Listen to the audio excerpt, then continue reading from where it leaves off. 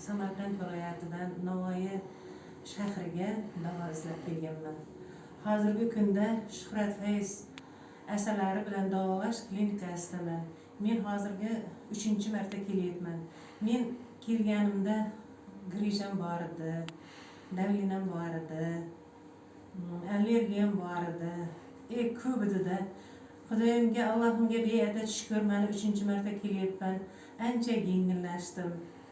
Ancha kasalliklarimga davo bo'ldi.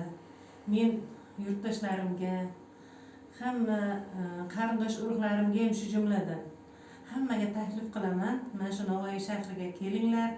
Asalari bilan davolash klinikasiga kelib, o'zlaring kasalliklaringga davo izlab, shifo topib, yaxshi yuringlar. Hammaga sog'lik, salomatlik, doktorimizga behisob sog'lik, salomatlik, oilasiga tinchlik, xotirjamlik, farzandlar huzur halovatini ko'rib, mana shu xalqimizni xizmatidan hech qachon charchamasligini so'rayman Allohimdan.